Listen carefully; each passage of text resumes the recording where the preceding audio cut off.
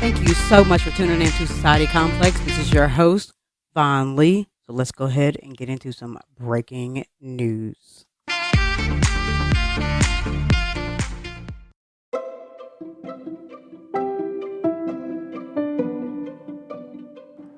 Hello, everyone, and thank you for tuning in to Society Complex. This is your host, Vaughn Lee, and today we're going to talk about some wine vocabulary. Wine vocabulary. So, wine vocabulary are words that you may hear during wine tastings, or if you're just getting introduced to wine culture, as I call it, or you might hear it out with your friends, or if you just want to sound smart when you're talking about wine, these are some of the words you might want to use and consider knowing. Okay, so the first one is acidity. Acidity refers to tart, lively notes that hit your tongue as you're sipping the wine. The more wine activates these dancing sensations on your tongue, the higher the acid level is. So, you can determine the wine's general acidity by counting how long the tartness lingers after swallowing. Acidity levels that fade after about 15 seconds are considered low in acidity. If it's between 15 and 30 seconds, that's medium acidity, and 30 seconds or longer, that is high acidity. So, when you're talking about acidity, the main reason why hearty dishes are best served with high acidity wine. So it cuts the heavy sauces, creams, cheeses, and meat fat trimmings. So the next word we're going to go to is aroma. Aroma refers to the smells produced by and associated with specific type of grape. Also known as primary aroma, these signature smells are typically classified as being, you might use the word fruity, floral, or herbaceous. Okay? And then the next word that you'll probably hear me say a lot, and this is probably a well-known word in the wine community, and that word is blend. Blend. Blend is a type of wine made from two or more grape wine varietals. Blends make up just over 10% of wine drinks that are made in the U.S. Wineries combine grapes typically to pair complementary flavors together, creating a more dynamic, and another word you will definitely hear in the wine community is complex wine profiles. Popular wine varietals blend include Syrah or Shiraz, Pinot Noir for added body, weight, and Chardonnay. Chardonnay is another one. So, moving right along, the next one is body. Body. Okay, so the body is pretty much the weight of the wine in your mouth. So it describes the weight and the texture of the wine as you're drinking. So full-bodied is heavy, lush, and richest and boldest flavors lingering in your mouth. Medium-bodied is firm, but yet approachable wine with modestly intense flavors, and it has a slight lingering on the palate. Light-bodied is more light and subtle. It's more watery as you drink with flavor notes that disappear pretty quickly between the sips. Both red and white wines are full, medium, and light body versions. So, just a little tip though, when it comes to red wines, there tends to be a correlation between body and acidity. Fuller body wines generally contain less acidity, making them richer and heavier and silkier to drink. So a great example of that is Merlot. That's a great example of that. And the lighter red wines like Zinfandels tend to have higher levels of acidity and more of that drying, puckering feeling. But we're going to go to an ad break right now, and when we get back, we will go over some more wine vocabulary.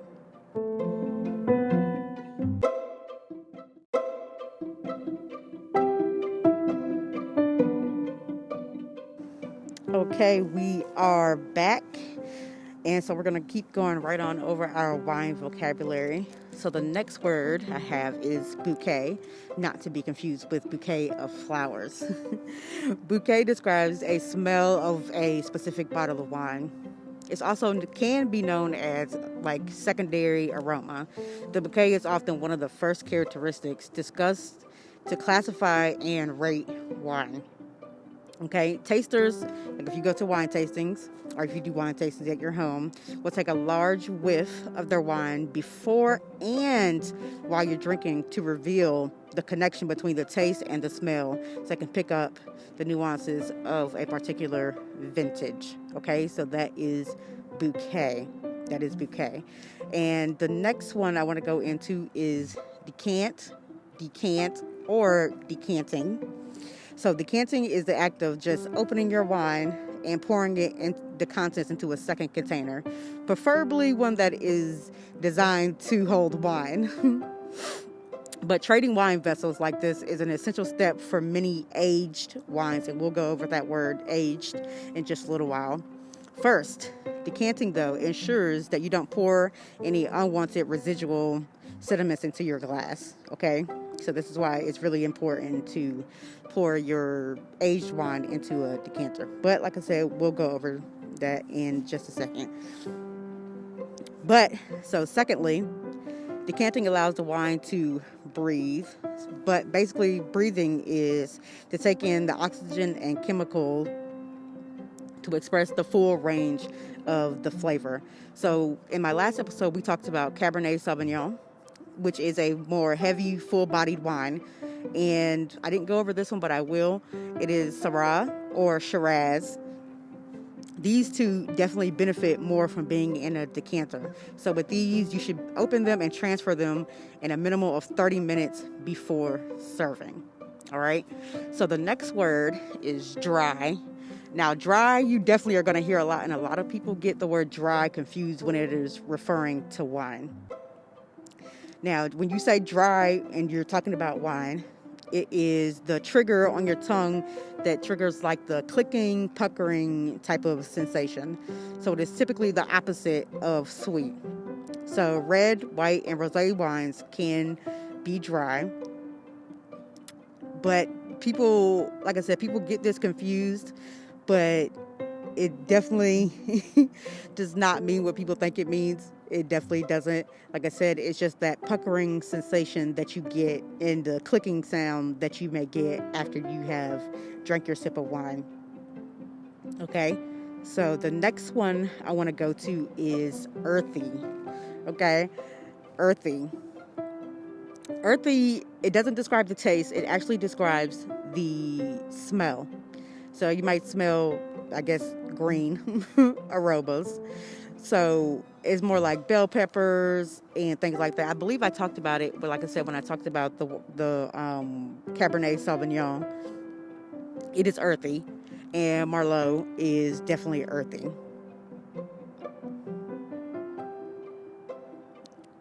So, but more flavors of earthy would be like cedar, dill, oregano, limestone, stuff like that, okay? So the next one, moving right along, is finish. Finish. So finish refers to specific flavors, weight, and textures that remain in your mouth after you have already swallowed the wine. So common sensations associated with wine finishes could be oily, crisp, light, aggressive, blunt, and astringent. And there's a few others, but those are probably the main ones that you'll hear. So a wine's finish also includes how long those flavors and textures last, okay? So long finishes, meaning a wine that lingers in your mouth before fading away, tends to have mean a more quality bottle of wine. Shorter, less flavorful finishes can be due to the nature of the varietal put out. And varietal, we'll go over that word in just a second, okay? So the next one I want to go to is mouthfeel. mouthfeel. Mouthfeel describes the sensation of wine on your tongue and your overall palate. It's one of the most commonly used words, especially at wine tastings. You'll definitely hear that word at wine tasting. So when someone says prickly, oily, waxy, rough, coarse, chewy, lean, juicy, they're talking about the mouthful, how it feels, the sensation that you get on your tongue and your overall palate. Okay, so next one I want to go over to is oak aged or oak aging. So, oak aging is one of the most popular and prominent fermentation techniques for red and white wines. And it just refers to the wine in the barrels where it soaks, the juice soaks in with the skin. But when it's oak aged, you can get definitely these flavors. You can get vanilla, cinnamon, clove, coconut, cream, mocha, chocolate, and caramel, things like that. But also you can get a little bit of the green flavors: deal, cedar, pine, leather, and smoke. All right. So moving right along, the next word is structure. Structure. So, structure is a broad wine term, but it refers to the major components and characteristics of a wine, including how it's harmony between the fruit, flower, herbaceous flavors, acidity levels, tannin amounts, alcohol content, and overall body. So basically, it's all those things put together. That is structure. So if someone says that it's good structure when they're speaking about wine, that means that everything, all the characteristics are balanced together. So it's just like the building blocks to the wine, basically. So next is sweet. Sweet is a tasting characteristic of wine. Wines are often described between sweet to dry, and sweet wines carrying stronger notes of sugar, fruit and taste, aroma, and bouquets. So you remember dry, and now you have sweet. But if you want to break it down, really dry just means there's no residual sugar left. So if it's very dry, no residual sugar. Sweet, sugar, basically. So I know the next word, I know I went over in my last one, but I'll go over it again, and that is tannins. Tannins. So tannins are the plant-based compounds that create that dry, tongue-clicking, and often puckering sensations when you're drinking wine. So my next word is varietal. Varietal.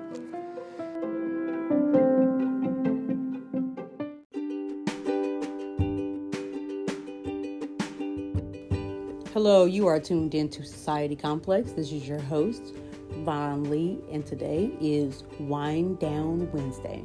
If you joined me last week, I talked about some wine vocabulary, and I also talked about 2 red wines, Cabernet Sauvignon and Merlot.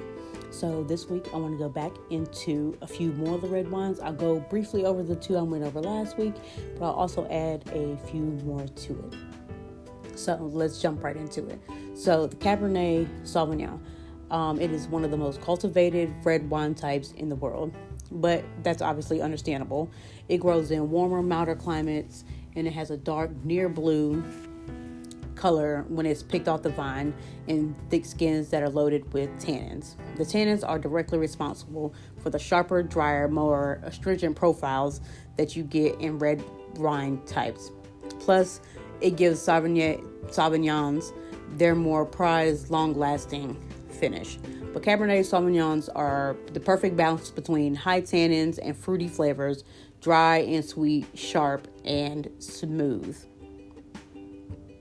A good glass of Cab will hit your tongue with high notes of like bell peppers, and it'll linger with the oak, and the finish will be hints of black cherries, blueberries, and blackberries. Now, this is among the first wine beginners, this is definitely like a number 1 on your list, on your wine journey, as I would call it. But Cabernet Sauvignon is best paired with cheese plates, especially aged like Gouda and blue cheese if you like funky cheeses. And also it goes well with beef short ribs, lamb ribs, gamey meats, mushrooms like portobello, fattier cut steaks such as sirloins and ribeyes. Cabernet Sauvignon is actually a good winter wine. So if you like chili during the winter, like a mild kind of chili, this is the perfect wine to go with that. So my next one is Cabernet Franc.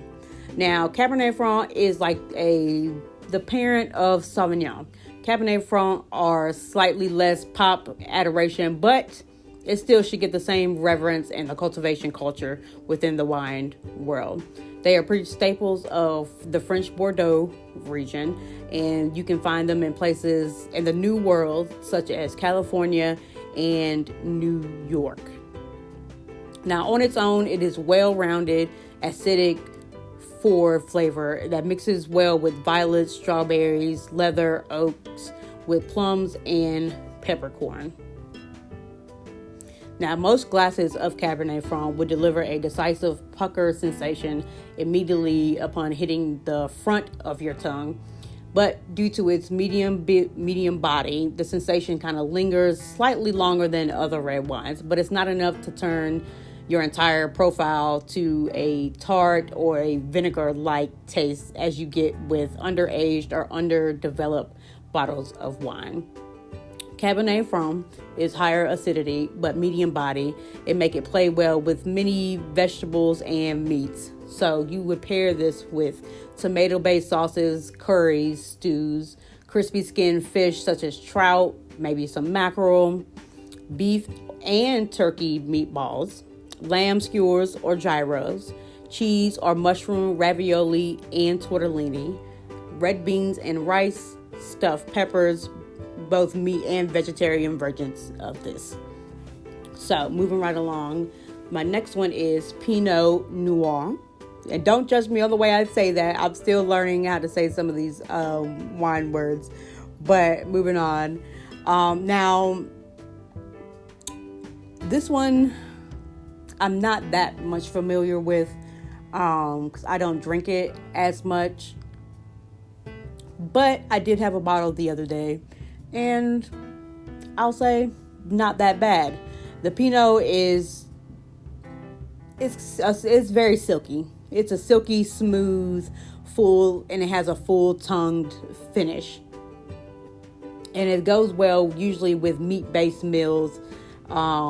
If you're a foodie and you like meat, this would probably be the one for you. Unless it's steak, then I would pick a Cabernet Sauvignon. But it goes well with white meat roast, especially pork, smoked meats and sausages, spicy enchiladas, maybe fajitas, vegetarian pizza, honey glazed ham, stuff like that. Now, my next one, I went over this one last week, but I'll go over it again really quickly, is Merlot. Now, Merlot is smooth and soft from start to finish. And sometimes this wine is a little bit overlooked, but universally it is embraced and it is ultra agreeable on the palate. And just a few unique features of a glass of Merlot, beginning with its rim. A younger Merlot, the more you should note an orange tinted rim hanging onto the glass, as well as its darker, almost kind of blueberry coloration at the center of a pour. Taste-wise, Merlots carry lush, fruity flavors, heavy on the flavor of cedar, cherry, and chocolate. The tannins are moderate. Acidity stays in check when it's uptake to the fruity notes, and it's not too overly sweet. But it is best paired with prime ribs, braised short ribs, pork, lamb, veal chops, pasta with sausage and tomato-based sauces, traditional Italian meatballs, mushroom Swiss, and veggie burgers, Caesar salad, grilled and barbecued meats, as long as it's not too spicy, and smoked cheese and sausages. So the next one I want to go into is Syrah or Shiraz. Shiraz if you're in Australia, and Syrah when you're just about anywhere else in the world. But if you're searching for something big, bold, flavors, clean, with a velvety finish, this is definitely the one for you. So it is best paired with barbecued chicken, spare ribs, slow roasted or pulled pork, hamburgers and grilled sausages, spicy stir fries, hard cheeses like aged cheddar, parmesan, and eggplant. So my next one I want to go into is red Zinfandel. Few wines match the bright, polished, and sweet notes of a red Zinfandel, or as high on the alcohol level. Now, the alcohol level on a red Zinfandel is probably anywhere between 14 and 17%, but they can go even higher depending on production methods and the aging. But red Zinfandels are bright, polished, and hints of sweet notes. Red Zinfandels are often the gateway red wine, accessible for new sippers. Like if you're new, this is also something that you could go for. I know a lot of people do love it, probably because of its high alcohol content. But for many, it's light, it's fruity, pops out of the acidity, and it has a very pleasing taste to your palate, if that's what you want to go for. So if that's something you like, it's on the lighter side. It's definitely a little bit more fruity, and the alcohol content is very high. But it is paired best with red and yellow curries, pad thai, fish or vegetable tempura, fried rice. Again, this one goes well with chili. Also, empanadas and Italian.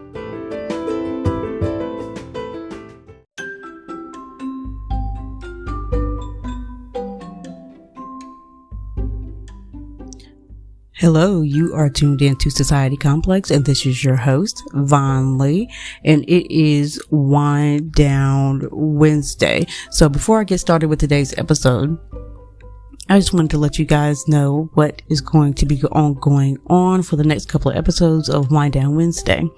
So we are doing a wine series on food and wine pairing.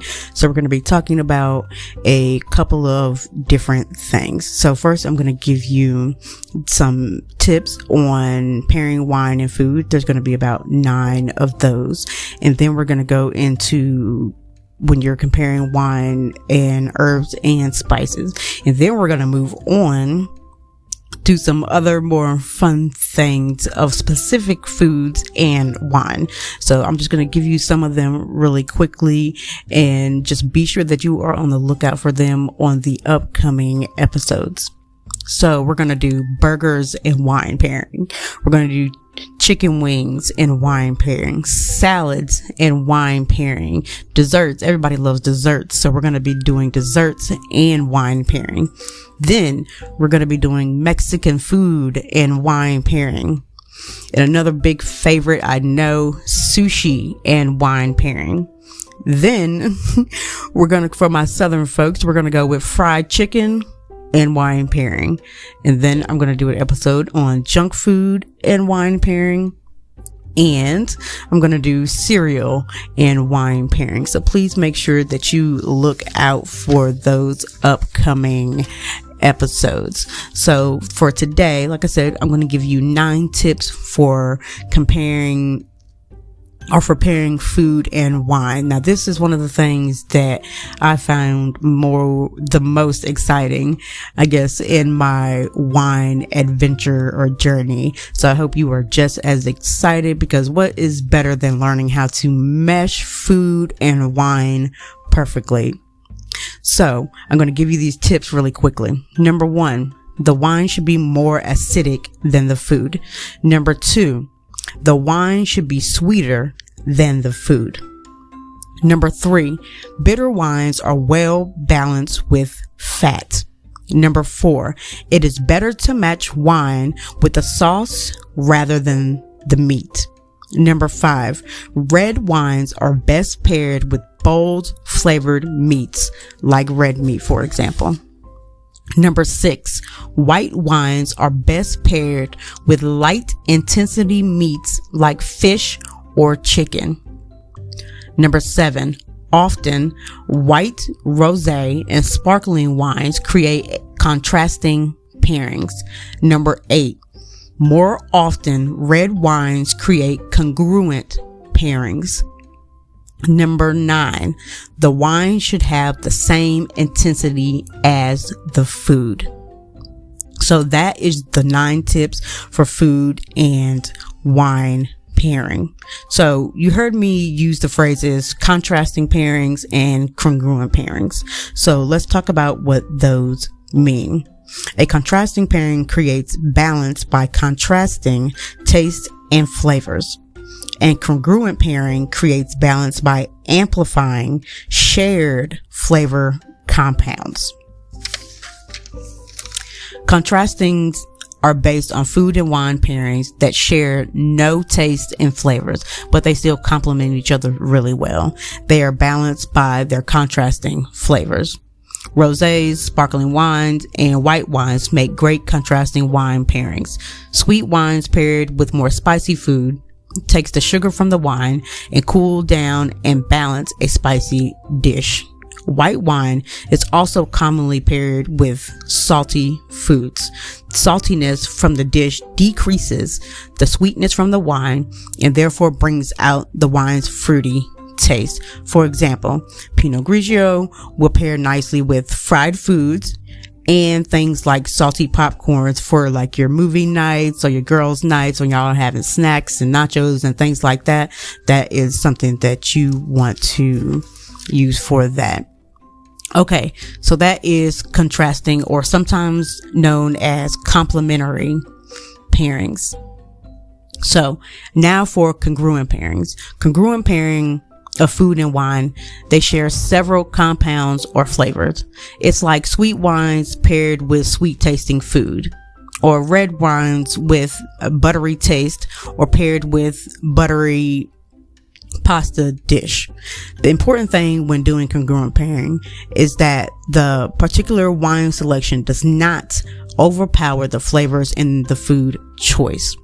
If this happens, the wine becomes dull and a little bland. Okay, so make sure you are on the lookout for that. Now, my favorite thing, I am a fan of congruent pairing because it allows food and wine to enhance each other. So that is one of my favorite ones, and you are welcome to let me know which one of these pairings are one of your favorites, or if you're just learning which one of these things you might think would be your favorite. You can let me know on Twitter at SocietyComplex1. You may also send me an email at societycomplex10@gmail.com. You can also find me on Facebook at Society Complex.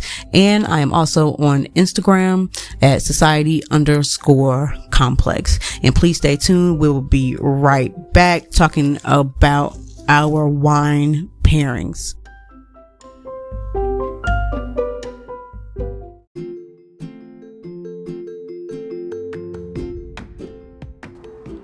Hello, and thank you for tuning into Society Complex. This is your host, Vaughn Lee, and thank you so much for joining me again on a Wind Down Wednesday as we are going through our journey of food and wine pairing.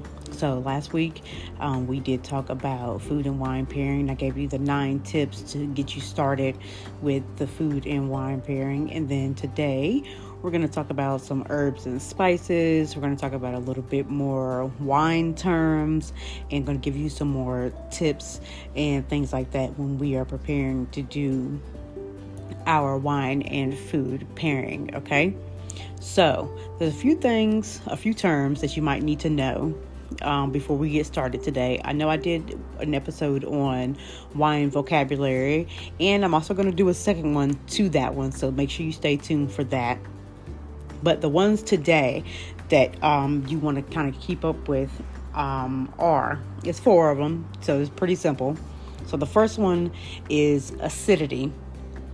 So acidity is present in all grapes, and they play a role in the preservation of the wines. Wines that have a sharper and more crisp taste will have higher levels of acidity. All right. And then the next one is body. Body, a term used to describe the flavor profile of a wine. For instance, that's when you start hearing full-bodied wine, That is one of the most powerful flavors and has a strong aftertaste. But you have full-bodied wine, light-bodied wine, medium-bodied, stuff like that. So when you hear that, they're talking about body, and that is the flavor profile of the wine. Okay, and the next one is dry. Okay, so dry wine that normally consists of very little to no sugars. All right, so that's probably it's your Chardonnays, some sparkling wine is dry, stuff like that, but it's little to no sugar. All right, so the next one, I use this word quite a bit in our Wine Down Wednesdays, but I'll go over it one more time. It is tannin. It's tannin. Tannin, a chemical compound found in the skin, seeds, and stems of grapes. Some are incorporated in the aging of the wood barrels.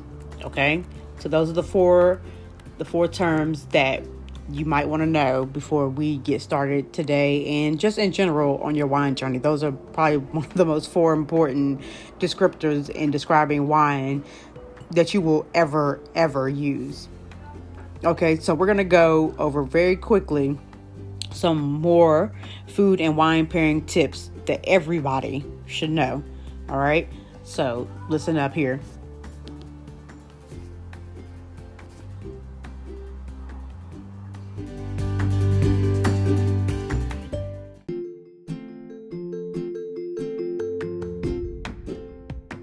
Okay, we are back, and thank you for staying tuned. So right now we're going to go ahead and break this down a little bit more. Okay, so we're going to get into our little wine breakdown. Now, there's plenty of different types of wine. You got the white wine, red wine, and sparkling wine. Now, they are very diverse, and they have complex flavor profiles, which means there are hundreds, maybe even thousands of different ways for you to explore different pairing possibilities, from dry white wines to bold red wines. Okay, but I'm gonna go ahead and get into a few of them, the most popular ones, I suppose, if that's what you want to say. They're more popular. Okay, so white wine. This is a very popular one, Chardonnay. All right, I know everybody, well, not everybody, but most people love a good glass of Chardonnay. So it is a very, very popular wine. It has a very specific taste, and it has very specific aromas. Now, they can change depending on the brand of Chardonnay, but generally it is very strong and fruity. It has strong and fruity flavors. So you get hints of green apple, pear, melon, creamy lemon, and rounded off with like a vanilla, which pairs well with different type of food options. Okay, so we're going to get into a lot more detail on these, but like I said, I'm just going to go through these, and we're just going to go through it together. But going back to the Chardonnay, it's a great choice for shellfish, grilled lobster, tilapia, if you like that, vegetables, and dishes with rich sauces. Okay.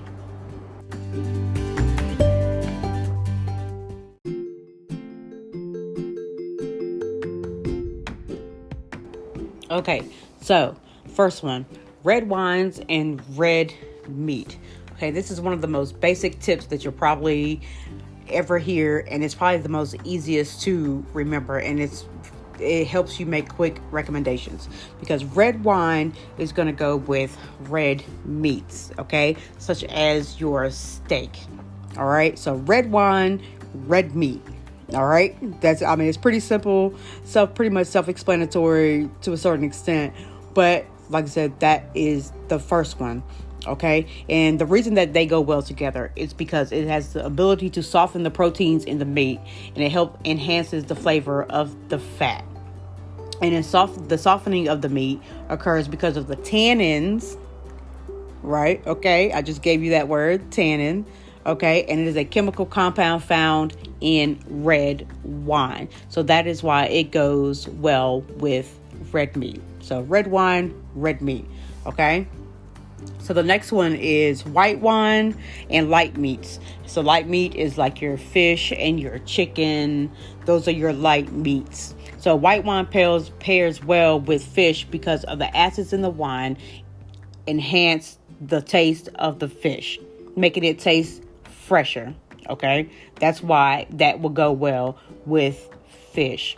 It's similar to how when you squeeze a lemon and you squeeze it over the fish, it enhances the taste. So that's why you're getting this. It's the same thing when you're pairing white wine and fish or chicken, but we're talking about fish right now. But for chicken though, it's the same thing. So that is a good analogy for that. And white wine can have the same impact because of its acidity. Okay, so that's white wine, light meat, fish and chicken. Okay, fish and chicken.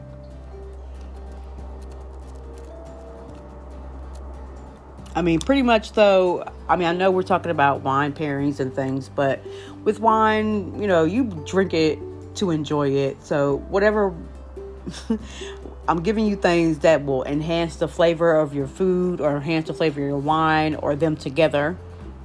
But ultimately, you really should drink whichever wine that you enjoy. But if you're into it and you're into this adventure like I am, these are the reasons why I'm giving you these things, okay? But the next tip that we're going to go into is you pair the wine with the sauce and not the meat. I know we talked about this before last week, but it's very, very important. The sauce and not the meat. This allows for a better experience because some sauces can have a bad interactions with wine.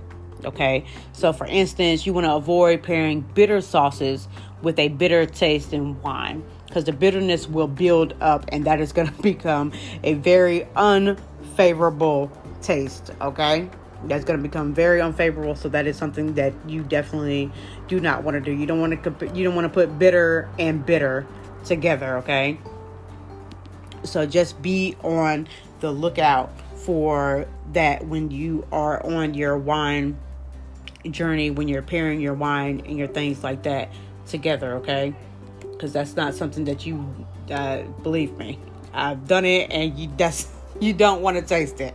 It's not great.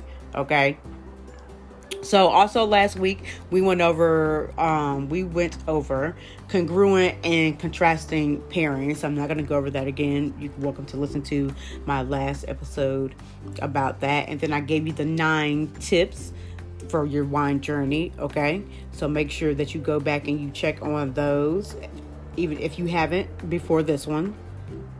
Okay, so but congruent pairings leads us into our episode that we are talking about today, because we're talking about herbs and spices and wine. So that, like I said, that leads us into that, because this is going to allow the flavors in your wine to enhance the flavor in your food. So they're basically enhancing each other. Okay, but I would only use this technique of herbs and spices pairing with wine if you have a really herbal dish or sauce. So like I would say like pesto or like salsa, stuff like that. That's really, really herbaceous. Like that's probably what you want to use. You want to use this technique when you're having dishes like that. So then you compare your wine, and your wine should have herbal notes. So that's going to be like your Cabernet Sauvignon, your Sauvignon Blanc, or even maybe you might go to a Cabernet Franc. Okay, so those are really herbaceous wines that you can use to pair when you are doing herb and spice pairing. Okay, but look, stay tuned with me. I'll be right back after this brief commercial break, and we're going to go a lot deeper into this. I'm going to give you some specific spices, and then I'm going to go into some specific wines that you use with those spices. Okay, so please stay tuned. I will be right back.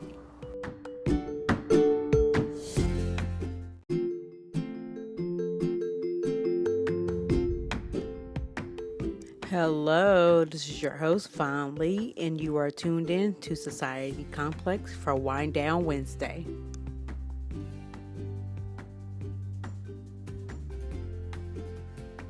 Thank you so much for continuing to tune in for my Wind Down Wednesday. Now, we have went over a couple of things on our wine pairing journey, our food and wine pairing journey. And before that, we have been going over vocabulary, wine vocabulary, and a couple of things like that, pairing, stuff like that. So right now, today, we're just going to do a refresher course, so to speak, on the things that we have already learned. Okay, so we're going to go over some terms, then we're going to go over some how to taste wine properly, wine tasting descriptions, popular wine varietals, and a few wine and food pairing things that we have already went over, but it's just like a refresher course, like I said, so we can keep moving forward in our wine and food pairing journey. Okay, so the first thing we're going to get into, we're going to do some basic wine vocabulary. Like I said, I know I did one, so this is like a number 2 plus the same things that we already discussed. Okay, so it's like a refresher. Some words might be new, but anyway, here we go. Okay, so the first word is aggressive. Okay, aggressive. So when we're talking about wine, this refers to a bitter, maybe to some it might be a little unpleasant, but the flavor in wine that is caused by high levels of tannins or acid. Okay, that's aggressive. Okay, the next word we have is aging. That word is aging. So aging is the process of storing wine in wooden barrels for prolonged periods of time in order to develop those complex flavors that barrel wood flavors go into when you are producing wine in wood barrels. Okay, the next word is aroma. That's aroma. So aroma, when we're talking about wine, is the smell that is naturally produced by wine and the grapes used in its production. All right, so moving right along, our next word we have is balance. That is balance. So balance is when wine is referred to as balanced. It means that the flavor profiles of the wine, sweet, fruity, alcohol, are evenly present and proportional to wine tannins and acid. So it's pretty much a self-explanatory thing. It's balanced, so that way when balance is going to say that you're not going to taste an overwhelming thing of alcohol, you're not going to do overly sweet, overly fruity. It's going to be well balanced and proportional, so everything that is present is going to be even. All right, okay, so our next word we have is barrel aged. Barrel aged. So I know we talked about this a teeny bit just in our other word, but it is the process of aging wine in a wooden barrel. Okay, so oak is a common wood that is used in wine barrels and wines like my favorite. I know I've said this plenty of times, but it's used in the process of creating Cabernet Sauvignon and Chardonnay, which are commonly aged in oak. Okay. And this is a very, very important word, okay? The next one we're getting ready to get into, and that is body. That is body. Not the Megan Thee Stallion song, but, that's just a little joke. I'm sorry.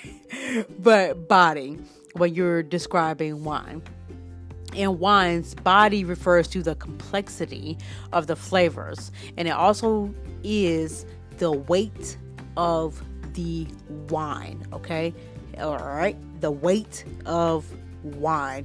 So heavier red wines with lots of flavors are said to have more body than lighter bodied red wine. Okay, they may not have been aged as long or are made from the same grapes that are harvested earlier, but the weight of it is going to be heavier. Okay, the body is heavy, light. How does it feel in your tongue? How does it feel in your mouth? Okay, that's what that is. Brut. That's my next word. Brut. B-R-U-T. Okay, this is a term that is commonly used with dry, sparkling wines. Okay, it translates to raw, rough. Okay, though the brut wines are not thought to be raw and rough, but they are unsweetening, which brings you to the words raw and rough. Okay, so next word, champagne. All right, champagne. Champagne is a well-known style of French sparkling wine. Okay, and it can only be produced in the Champagne region of France under the AOC law. Okay, that's another important word. We love champagne when we're celebrating, celebratory wine. Okay, champagne. So the next word is chateau. Chateau. Okay, so it is a French term meaning winery. Chateau, French term meaning winery. A common term found on many French wine bottles, referring to the producer of the wine. It is referred to the producer of the wine. All right. So our next term we have is court. Again, the word is court. Court is used to describe a wine that has been spoiled or turned. Okay, spoiled or turned. So if you hear one of those words, this is probably what they're speaking about. Originally used when preservation methods have failed due to an issue with a bottle's cork. Okay, that is that one. And the next one we're going on to is decant. Decant. We went over this word before. We use it decanter, decanting. Okay, so but the word is decant. This refers to the process of separating a wine from the sediments found in a wine bottle. So the thing that you buy it in when you go to the store or you order it online, it comes in the bottle. Okay, so it is the separating of the wine. Okay, so a decanter is a separate vessel that a wine is poured into and served from. So when you pour in a decanter, which is a separate vessel that the wine is poured into and served from, it helps with the aeration process, which means it's airing out. Pretty much that's what it means. It's airing out, is creating those flavors, the aromas, and everything that is the aeration process. Okay, so if I were you, get a decanter. Okay. So the next one is dessert wine. Dessert wine. Okay, these are wines that are sweet and low in alcohol.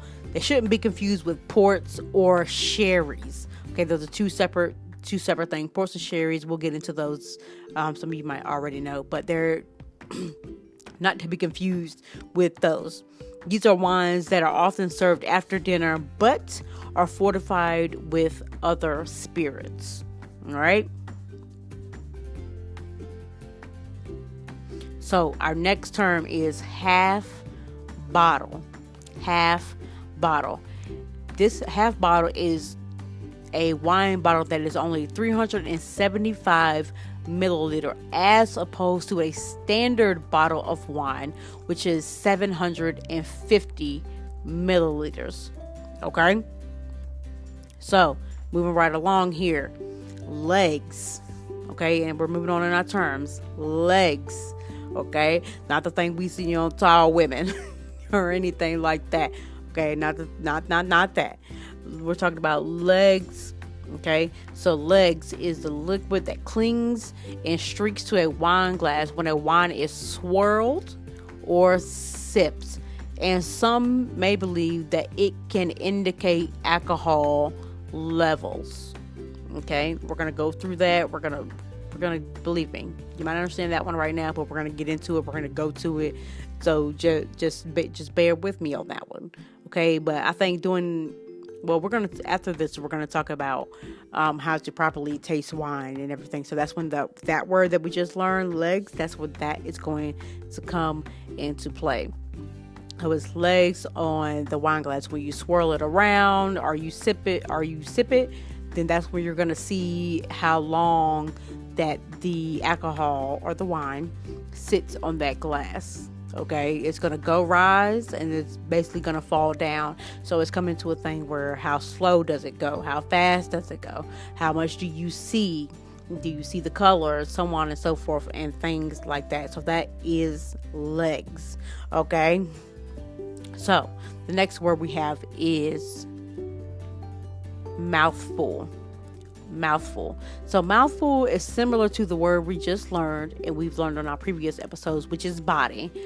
But mouthful strictly refers to the way a wine feels in your mouth. That is mouthful. Okay, so this is referring to how it feels in your mouth. So it can refer to the weight, but also the presence of tannins and acid that can cause salivation, tingling, and a puckering feeling in the mouth. So that's the only difference there.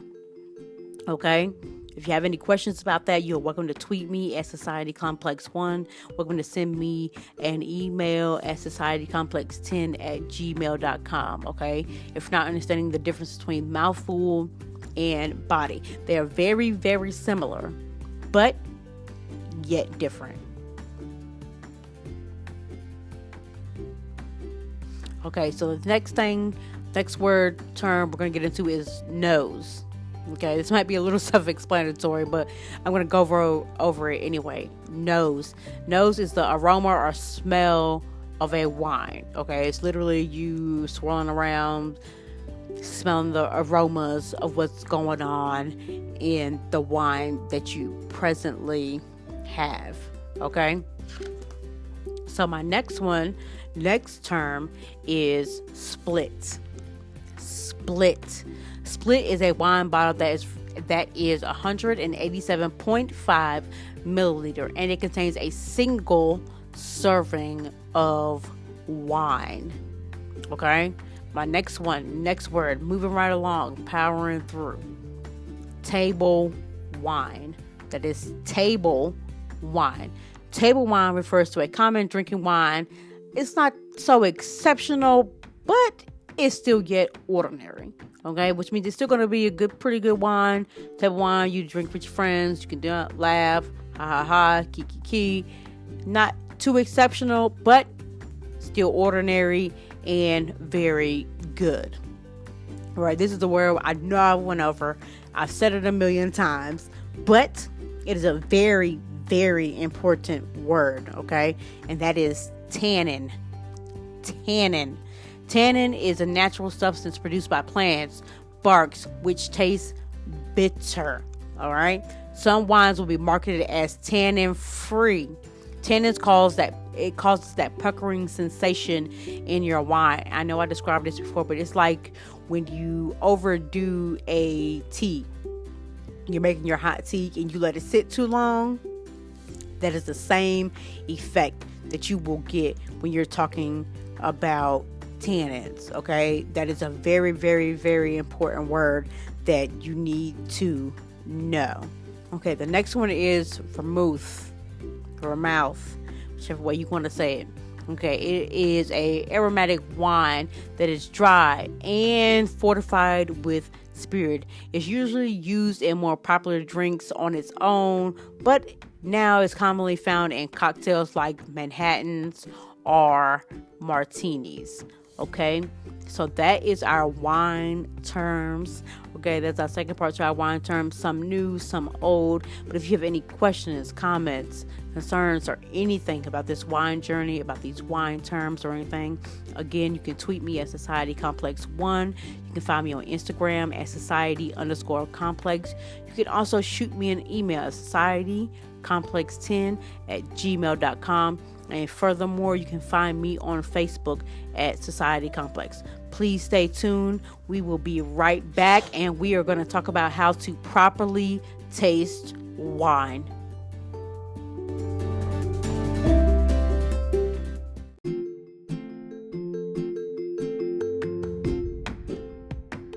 Okay, we are back, and thank you for staying tuned to Society Complex on our Wind Down Wednesday.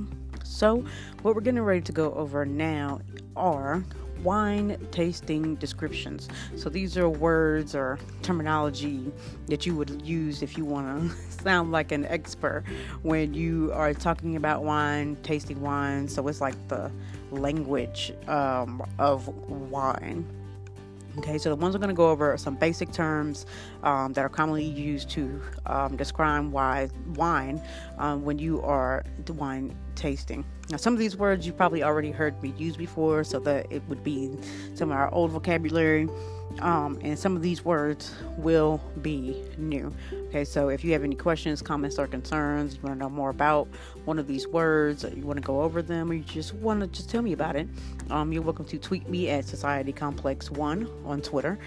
You're welcome to send me a email at societycomplex10@gmail.com. You can also find me on my Facebook page at Society Complex. All right, so let's go ahead and get into some of these wine descriptive words. So this one, I know I've said a lot, but it is important, and that word is acidic. It is acidic.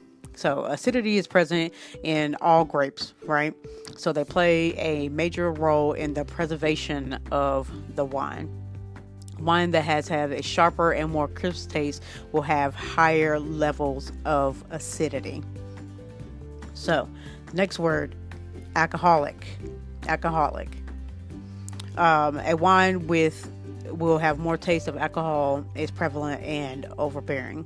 That is wine that is not balanced. So if it's not a balanced wine, it will have a higher, more overbearing and present taste of alcohol. So the next word is baked. Baked. Not like you bake cookies, but baked. That is the word. So it is baked refers to wine with a high level of alcohol that gives its flavors reminiscent of baked fruit flavors and sweetness. So the alcohol that is present is more balanced than a wine described as alcoholic. See the difference there between alcoholic and baked? Alcoholic, again, is when it's overbearing with the power or the taste of alcohol. Baked is when it's going to be more of a balanced wine. Okay. So our next word is balanced. Right. So balance. Balance is when a wine that is referred to as balanced. It means that the flavor profiles of the wine, sweet, fruit, and alcohol, are all evenly present and proportional to the wine's tannins and acid. Okay. So again, balance refers to flavor profiles of the wine, sweet, fruit, or alcohol, and they are evenly present and proportional to the wine's tannins and acid. So the next word, big. Big. So big is when you describe a wine as full-bodied, it has complex flavors, and it leaves a notable aftertaste. So you're going to think of something like maybe a Bordeaux wine when you think about word big, when you are describing wine. This next word we've definitely went over a lot, and it is definitely one of the most common used words when describing wine, and that is bitter. Bitter. So bitter is high tannin levels that will leave a bitter taste in your mouth. So that's like, I've had this description before, but it's like over soaking a tea bag and you get a bigger puckering sensation in your mouth. That's from the high tannin levels, which is going to leave a bitter taste in your mouth. So hence the word bitter. This is also a really important word. It is body. Body. So wines can be generally classified into light, medium, or full body, and that's just a generic 3 description part of most wines.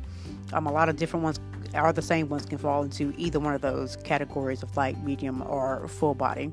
But body refers to the mouth feel that you get and the presence of alcohol in the wine, which gives it its weight. Okay. So the next word is bouquet. Bouquet, yep, just like a bouquet of flowers. But it is another term that refers to the aroma, which makes sense, right? It can also be described as floral aroma, hence the word bouquet. Now this one might be a little funny. You might not think of this when you describe wine, but buttery is a word that is used to describe some wine. So this is used to describe wine that is rich, mouthful, and that is creamy or velvety. It can leave a coating on the tongue or something like that. Many things that are oak aged, like Chardonnays, will be described as buttering. And the next word we have is chewy. Chewy. So chewy, it's wine that has a distinct but not overwhelming presence of tannins. This can be a good thing for some wine drinkers. Some people like it, some people don't. That chewy feeling, it's really not that bad. It just depends on how many different types of wine that you have tasted. So that's why I would definitely encourage you to try different types of wine, okay? So the next word we have is complex. Complex. So complex is your wine is going to have many flavors and a deep taste profile. This is considered also multi-layered. So moving right along, our next word is crisp. Crisp. So crisp is the acid that is present but not overwhelming, and it leaves your palate feeling refreshed and cleansed. There's another word to describe that. So crisp probably would be like, I'd say a good rosé or something like that. You're probably going to say that is crisp. Like the acid is there, but it's not overwhelming. And it leaves like a refreshing, cleansed type of palate, like champagne, stuff like that, sparkling wines. So the next one, dry. I know despite how long you've been on this wine journey, this is definitely one I know you've heard. So a dry wine is a wine that consists of very little to no alcohol, no sugar. Okay, but it may also have noticeable tannins, which can leave your mouth feeling tight after a tasting of a dry wine. It's like when your cheeks pucker together and your mouth feels a little bit tight. So this is also one of the most probably important words that you probably need to learn on your wine tasting journey. And this word is earthy. Earthy. So this term refers to wines with what they call a forest floor of flavors. This has flavors you probably like mushrooms that can leave a dry feeling in your mouth. This is one that is harder to describe, but it is a sensation that can be readily identified when you experience it. Okay, so when you taste an earthy wine, believe me, you're gonna know that it is earthy. Okay, so the next one is finish. Finish. Finish. This is the aftertaste and the mouthfeel left by the wine once it is swallowed. This is not before, this is after you have swallowed it. That is the finish. Okay. Wines will often be described as having a short or long finish. So this is how long that the aftertaste stays in your mouth. And we did go over that in our first wine vocabulary episode that I posted. I was talking about short and long finishes. So long is going to be about 7 to 9 seconds, maybe a little more. Short obviously will be 3 to 5, maybe 6. You can consider that short. Okay, so the next one we have is firm. This firm is just a strong presence of tannins, and as you can see, this tannin word is very, very important. So moving right along there, full. This refers to the heavy body of wine. Okay, so moving right along here, our next word is grassy. I'm pretty sure you can kind of guess what that means. It is grassy, which means it has a vegetable sort of compound to the wine, and it makes you reminisce on freshly cut grass or stalk flavors found in lemongrass and the stems of leafy vegetables. So our next word that we have is lean. So a lean wine has acidity, but it is very unbalanced by fruit or other sweetness like sugar and alcohol. So it's very acidy wine, and it's unbalanced. That's pretty much what that means. And this next word, leathery. So leathery is a term, it is exclusively used for red wines because they are generally heavier in tannins. So tannins are also used in the process of making leather. So the term obviously gives it its merit. Okay, so even regular leather that you have in your leather jackets is made from tannins also, so hence why this is exclusively used with red wines. So oaky is our next word. Oaky. The presence of oak in a white wine is when it has been aged. So oaky flavors can be dry, sort of woody, but they can also be sweet, like vanilla, maybe some butterscotch. And you can also get a hint of some nutmeg and a little bit of clove when you're talking about your spices, which we talked about that because that goes into your spices and herb pairing with your wine. And these flavors can be similar to flavors found in bourbon whiskey, right? So the next one we have is round. Round. This describes a medium-bodied wine that has a lower presence of, again, tannins. Tannins, right? So this next word here, spicy. Spicy. So if you have a spicy wine, you're definitely going to notice it because it's going to have noticeable spices notes like black pepper, right? So that is what spicy means. So then you have sweet. It's probably self-explanatory, but wine, it comes in various levels of sweetness, and it all really just depends on how it's made and, of course, where it's made. So the sweeter the wine, the more sugar. Right. So, and sweetness, I know we talked about this before because we're going through our food and wine pairing journey, but sweetness can play an important role in successfully pairing wine with your dish. Okay, the next one we have is toasty. Toasties. So these can be described with wines that you might taste charred, smoky, or a baked type of quality. Okay, so excuse me, that is it right there for our wine descriptions. Okay, so we're going to touch really quickly on, like I said, we're going through our series of food and wine pairing. So really quickly, I'm going to give you some of the things that we have already went over. So this is just a refresher of the wine pairing that we have, right? So we're going to start with white wine. So white wine, so say you have something bubbly, so that's your champagne, prosecco, stuff like that. So that's going to pair well with greens, shellfish, soft cheese, spicy food, white fish, and salmon, right? So then we have sweet whites, so that's like your Riesling, Moscatos, stuff like that. So that's going to go again with soft cheese, pork, spicy food, a creamy dessert.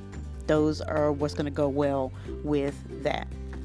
If we move on, still in our white wines, a rich white wine. So that's going to be like your Chardonnay. So Chardonnay is going to go well with your greens, shellfish, soft cheese, and again with your white fish. And you go back down, we're going to go to dry wines. This is your Pinot Gris or your Sauvignon Blanc. And it's still keeping with the greens, shellfish, hard cheese, so you can add to this, and just white fish. So our next one, we're going to go into our red wines. So for our light red wines, that's like your Pinot Noir. That's considered a light red wine, but then it's going to go, that also pairs well with greens, shellfish, salmon, stuff like that. Then we move to our medium red wines, which is like your Zinfandels or your Merlot. Those are going to go well with greens, hard cheese, beef, and pork. All right. So your bold red wines, your Syrah, Cabernet Sauvignon, my favorite, or Malbec. So that's hard cheese, pork, spicy food, beef, and chocolate. That goes well with chocolate. So your sweet red wines. So it's like ice wine, sherry, and port. So that's going to go well with soft cheeses, creamy desserts, spicy food, chocolate, and also pork. Okay, so that is it for me today. Thank you so much for tuning in to Society Complex with your host, Von Lee, on our Wind Down Wednesday, and I will see you next time.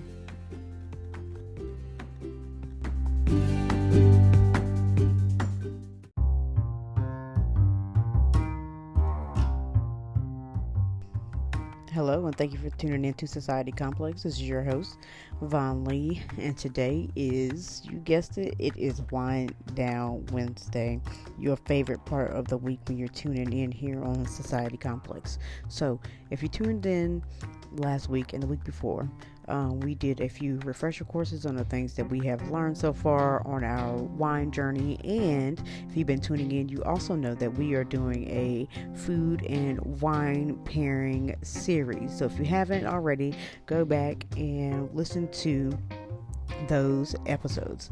So today, what we're going to talk about is we're going to continue on our journey. So we're going to do hot wings and wine pairing. Right, and then the next one we're gonna do is wine and grill food pairings. Okay, so give me just 1 second and we'll be right back.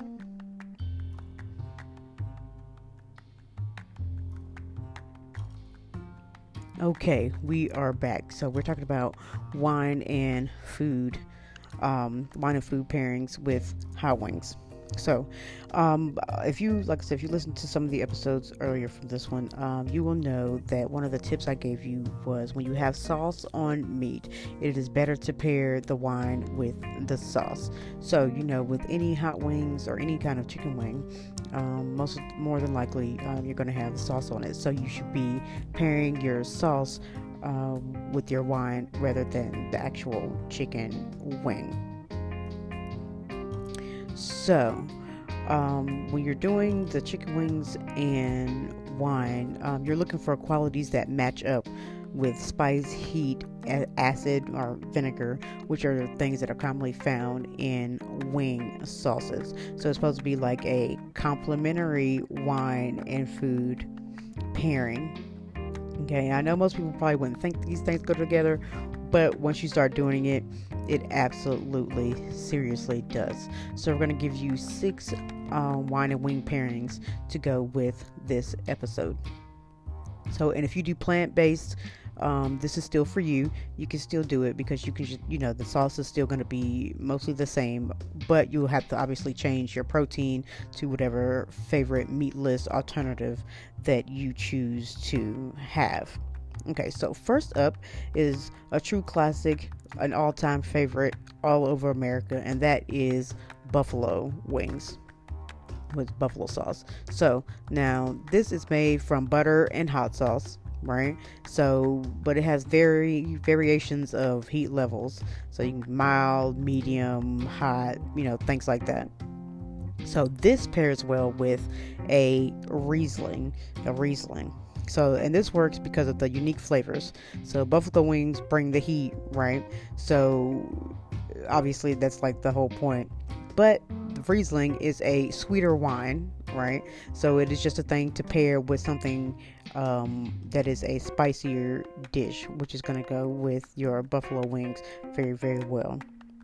The sugar will work in the mitigation to have sharper aspects of the heat of the wings. So in fact, the hotter the sauce, the sweeter of a wine that you should go. The higher acidity is going to cut through the buttery sauce and obviously the fatty chicken under that.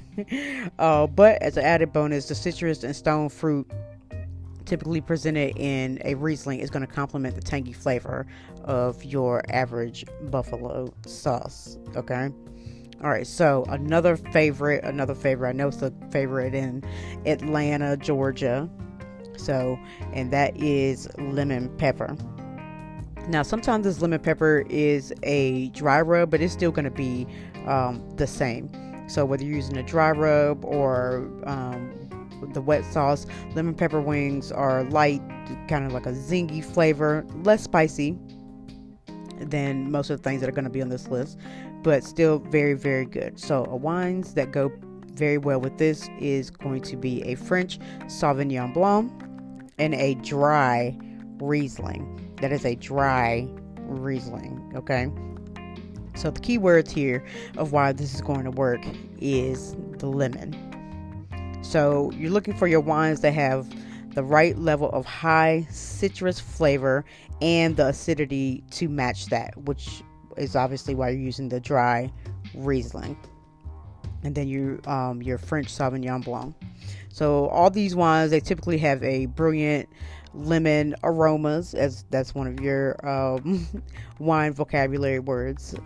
So yeah, they have lemon aromas along with a kind of mineral kind of thing that will go with the pepper that you're going to have with the bite of lemon pepper. See, lemon pepper wings.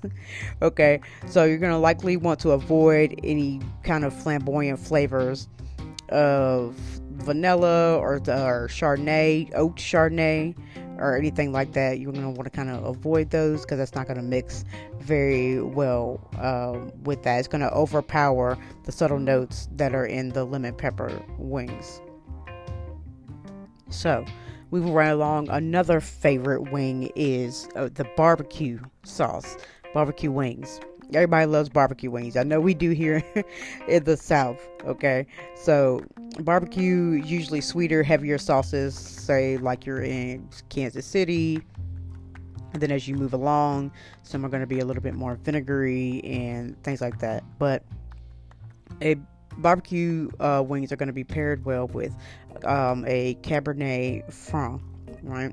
So this is going to work because it's big, bold sauces. It's going to cause for a red to match, right? So you're going to need red sauce, red wine. So as you know, red wine is very bold. Most of them are very bold in flavor. So the red and black fruit from this wine is going to complement the tomatoes and the spices that are usually found in barbecue wing sauce. So the high tannins are going to cut through any heat or chili or in the cayenne that you're going to use in your barbecue sauce. Savory herbal notes found in reds will be perfect, literally the perfect companion to garlic and onions, the garlic and onions that are in the sauce. And the dry nature of the wine is going to offset the sweetness of the brown sugar and molasses. And that is why those will pair well together. So another one of my favorite wings is the honey garlic. So honey garlic wings. You know, they have a tangy flavor. They have a big aroma, even though they might sacrifice the heat, but that's fine. They're still very good. And it's going to pair well with a sparkling rosé or a Prosecco. So, and the reason these are going to go with this wine is honey and garlic are all obviously two big flavors. So you can either do two things. You can try to compete with the heavier aromas, or you can help them come to a greater height, which is what you're going to do in this situation. The light berries of a rosé or the citrus and apple of a Prosecco are going to do a complementary, again, powerful match to the flavors of the sauce. So, and the crisp acidity and bubbles will cut through its heavy, syrupy kind of nature that you have when you're making honey garlic wings. So pretty much a dry wine, basically, is what you're going to go for right there. And I don't know a lot of people that enjoy these wings, but I do know some, so I'll go ahead and do this one. And this is a sweet chili chicken wing. So it's kind of Thai inspired. It has both sweet and spicy flavors in it. So the best wines to be paired with this one is Pinot Grigio, or Chenin Blanc. So, and this is going to work well because the Thai chili sauce, it has less heat than some other wings, but you can still use a sweeter wine. So, or you won't need the sweeter wine because you don't need to actually compete with it. So you can, an off dry or a light red can easily stand up to the spice of this, and it's going to blend just enough for the sugar into the mix. So it's not too sweet, but it's not going to be that sweet where it's going to overpower the sauce that you have already.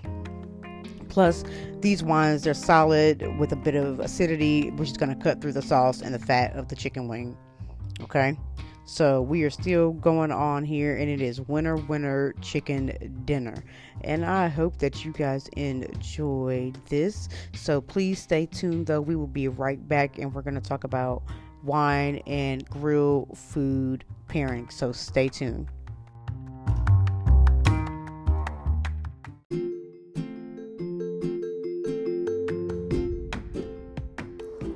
Hello and welcome to Society Complex with your host, Von Lee.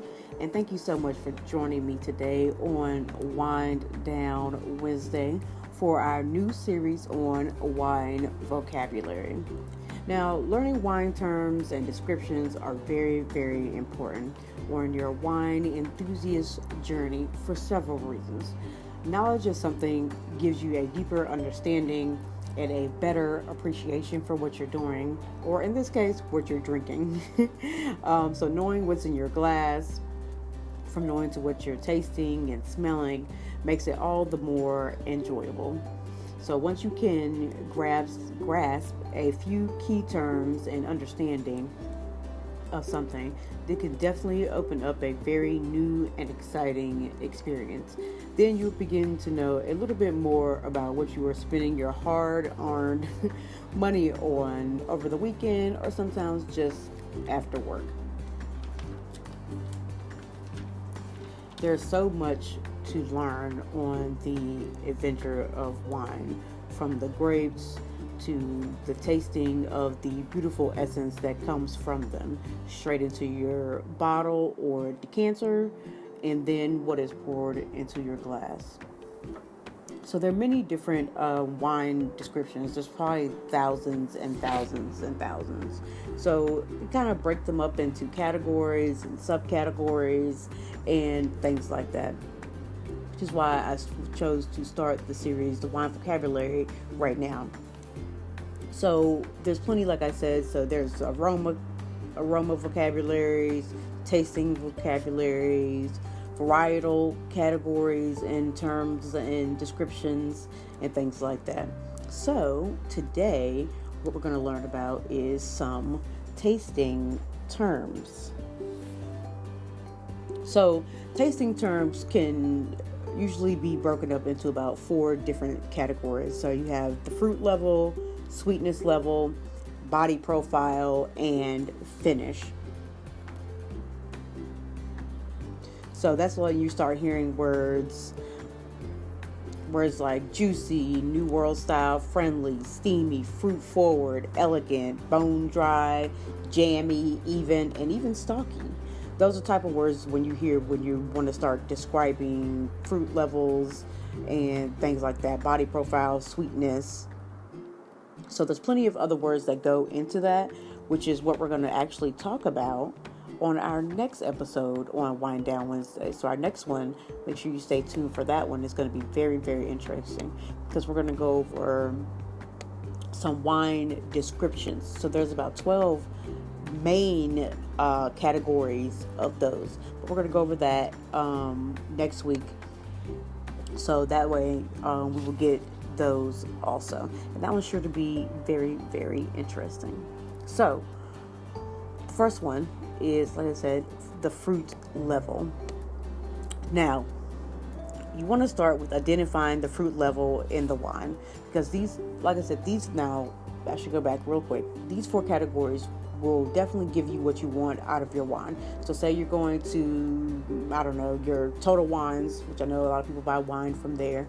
No affiliation or anything with them, but I use Total Wines because they are a very descriptive store. So if you ever go in there, you'll see it, like on the top, you'll see the descriptions. They have fruit forward is one description that they have. Then they also have local wines, Bordeaux, Chardonnay. So they break them up into categories.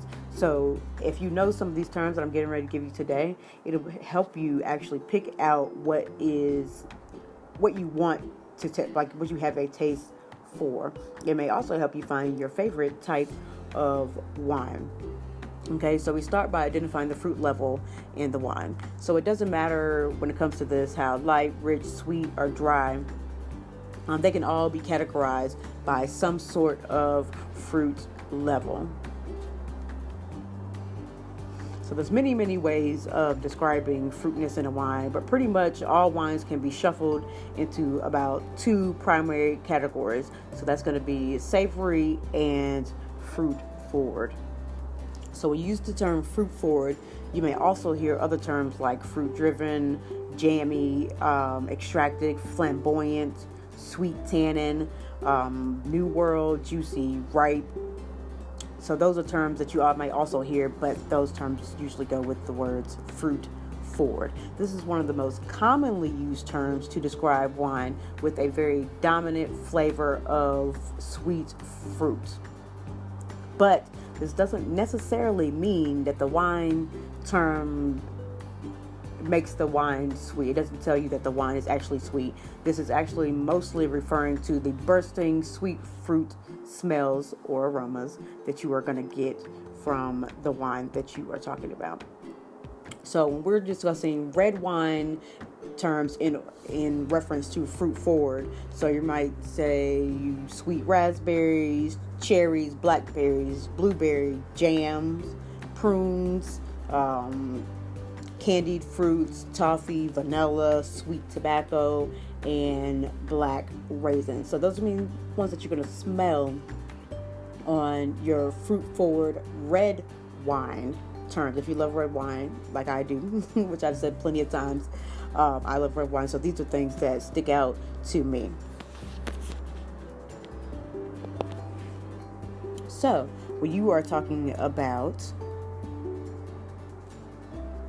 fruit forward, as you were talking about referring to white wine, you're going to talk about sweet Meyer lemon, baked apples, cantaloupe, creme brulee, ripe peaches. You also have vanilla going right back in there, caramels, mango, sweet pineapple. So those are going to be some things that you're going to look for. You're going to know that those are fruit forward. Just like I was in Total Wines the other day and used them again, and I bought a actually pretty delicious blueberry wine.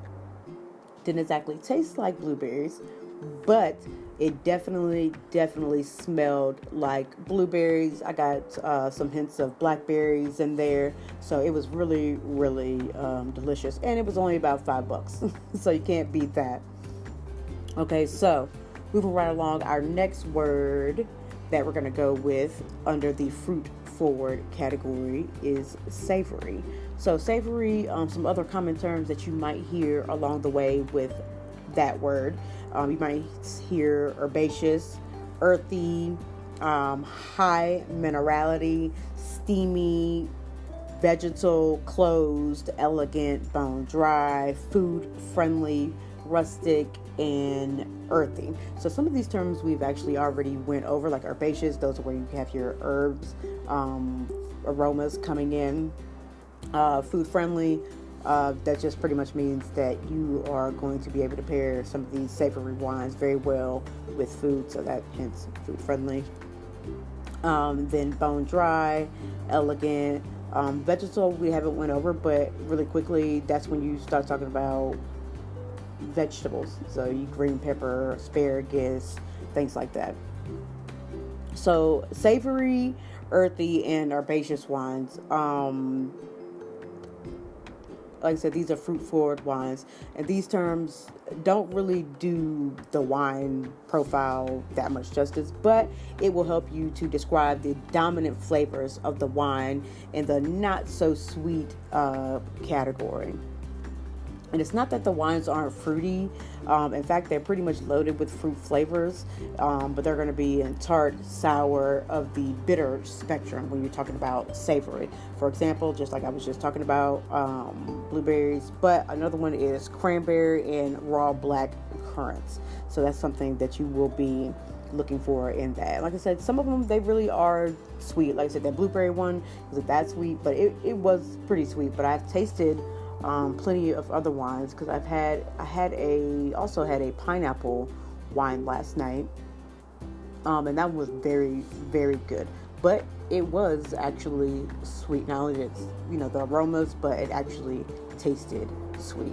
So when you're talking about savory and you want to go with talking about red wines, like I already said, cranberries, you're going to have some rhubarb, aromas going on: charcoal, tobacco, very mineral driven, wood smoke, leather, sage, dried herbs, wild blueberries. You may even get a little bit of smell of green pepper, green bell peppers, olives, green peppercorns, stuff like that. So in the savory white term category, you're going to get some limes, lemons, jalapenos even. You're going to chalky kind of taste, again, minerals, apple skins, bitter almond, green papaya, thyme, and maybe even gooseberry in those. So the next one is the sweet level, which is going into our 4 categories, is the sweetness level. So this is when you're going to start hearing things: roots, bone dry, semi-sweet, sweet, things like that. So wines, they get their sweetness from residual sugar, or sometimes you might see it as just RS, which is leftover glucose from grape juice that wasn't completely fermented into the alcohol. However, though, our senses kind of pick up on the sweetness in a lot of different levels. So to keep it simple, though, we use to categorize sweetness in still about the 4 levels of sweetness. So we're going to talk about those. So bone dry. This term is pretty much self-explanatory if you ask me. It's extremely dry, so you have extreme dryness with no residual sugar or RS, and it's usually accompanied by a presence of astringency. So red wines, they get that astringency from tannins, which we've already went over, which gives you that pucker feeling. So it's, that feeling like a steep tea. If you steep way too long, that's what tannins is. And then it's going to be their savory or bitter fruit flavors. But white wines, they get their astringency from quality that is referred to phenolic bitterness. But this often describes like the taste of grapefruit, stuff like that. Okay. But there's different levels of sweetness. So you have dry, off dry, medium dry, or semi-sweet, medium sweet, and then you sweet, or you might see very sweet. So dry, most still wines fall into this category, even though our taste buds might tell us something differently. But dry wines usually range from no residual sugar to about 1 gram every 5 ounces of serving, which is your 150 milliliter bottles that you might see. But some superior premium red wines, they rarely produce, and they usually have more than 1/3 of a gram of sugar per glass. So a quick comparison that you can go off of that, say a packet of the Sugar and Raw contains about 5 grams of sugar. And then a 5-ounce serving of Coca-Cola has 16 grams of sugar. Just in case you're looking for a comparison there and you want to do that. So, off dry. So that's still going into our category of sweetness level. So off dry, this is a very, very popular term that describes wine that has a touch of residual sugar, maybe about 2 to 3 grams of residual sugar per your 5-ounce pour. So most off-dry wines, they usually are white wines, but on rare occasions you can find a high-quality Italian red wine that's going to fall into the off-dry category. So high acidity wines such as your Rieslings, they're going to taste more dry, and then a lower acidity wine at the same actual sweetness level. So your acidity and your sweetness level are going to be different, but it is going to still be off dry. So the next one in our sweetness category, our sweetness level, is sweet. Now, sweet wines, they usually refer to dessert wines. So dessert wines, obviously, kind of right there in the name, goes with many, many different desserts. But they usually, like I said, they fall into the sweet part of the sweetness level category, but they have a wide range of sweetness when it comes to dessert wines, varying anywhere from 3 to 28 grams of sugar per your 5-ounce glass pouring, and just depending on the style. Okay, so, but just a tip here, a little thing here, champagne sweetness levels in sparkling wines use terms like brut and demi-sec. Okay, so we'll eventually go over that, but that's just a funny little tidbit. So the next one we have in our wine tasting category is the body profile. So this is when you're going to start using words, which some of these we're going to go over next week, like I say, because they're going to be in our 12 categories. But you're going to hear crisp, lean, buttery, floral, concentrated, lively, finesse, muscular. Those are going to be light-bodied. Those are going to be words that you are going to see under this category. So they're more like subcategories. So by now you probably have a pretty good understanding of the two primary fruit categories and sweetness. So now we can focus really quickly on the body. So think of the body of wine kind of like the difference between skim and whole milk, right? So of course they have many different factors that affect how we perceive body, from alcohol level and tannins to acidity.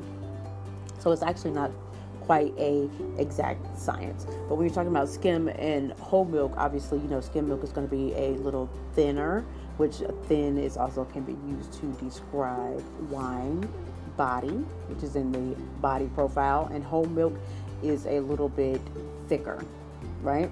So you can also use the word thicker to describe a more full-bodied wine, which is why we use the reference of skim and whole milk. But now, some wine varieties, they do fall into all three body styles, depending on how they are made, which is why it is important to see and learn these wine categories, do wine tastings, and things like that. So, some of the words that go under body profile we will discuss after this brief short break, so make sure that you stay tuned for Wine Down Wednesday.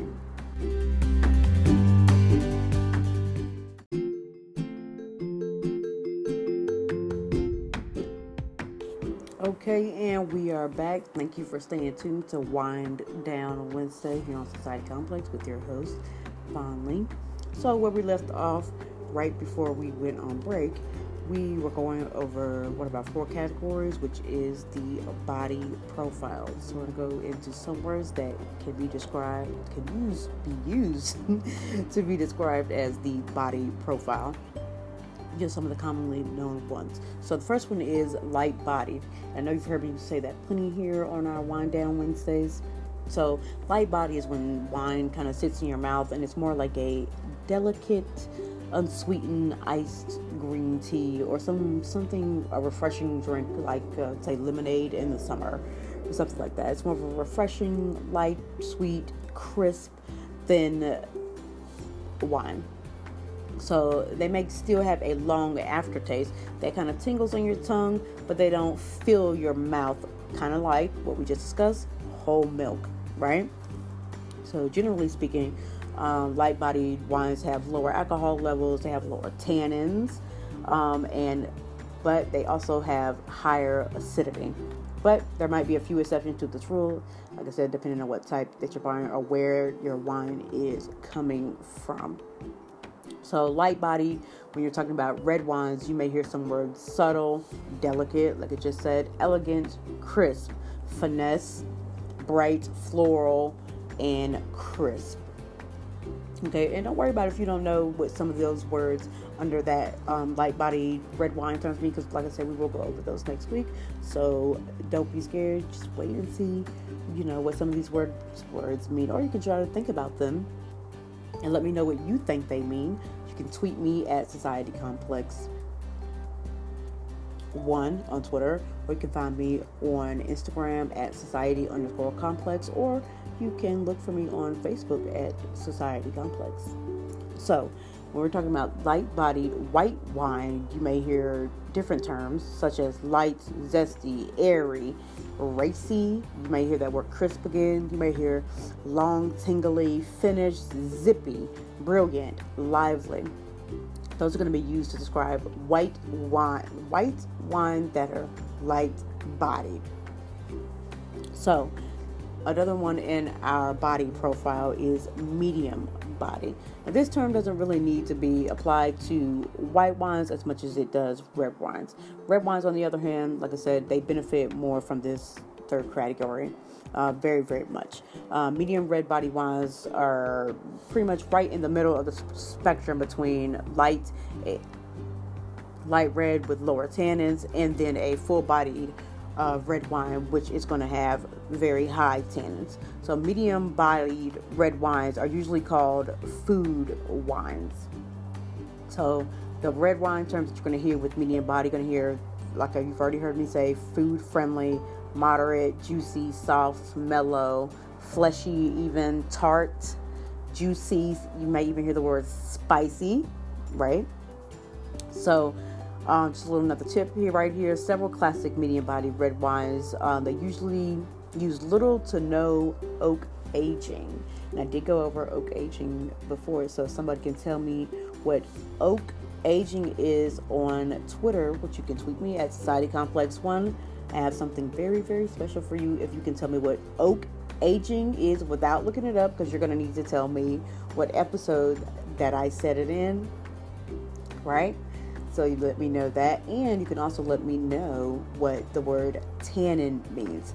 That is a really popular word here on Society Complex on our Wind Down Wednesday. So if you can tell me what oak aging is, and you can tell me what tannins is, and you can also tell me what episode that I use these words in, because there might be one, there might be more than one, I don't know. Have you been listening to Society Complex here on Wind Down Wednesdays? So if you can tell me the definition of those two words and what episode that they are on, I have something very, very special for you. So make sure you tweet me at Society Complex and let me know. So the next one, moving right along here in our body profile, is full-bodied. So full-bodied, as again we have compared to whole milk, it's going to fill your palate with intensity and texture. And it's a general rule that full-body wines, let's say, have higher tannins, right? And they usually have a heightened level of alcohol. So they're usually going to be at least 13.5 to about 14% ABV. So alcohol and tannins, they act more like textures on your palate, which is why they are key components in a full-bodied red wine. Some full-bodied red wines stand on their own. They don't really need to be matched with food, but full-bodied red wines are great match for food, especially red meats. So few red wines are bold with bitter tannin that they almost need a rich fatty food, like I said, like steaks, to smooth out the tannins. So for full-bodied red wines terms, you might hear something said like rich, lush, firm, structured, muscular, which is why they are full-bodied, right? Concentrated, hot, high alcohol, obviously high tannin, bold, intense. Those are words that you're going to hear when you're talking about full-bodied red wine terms. So when you talk about white wine terms, as in reference to full body, you may hear buttery, oily, lush, and rich.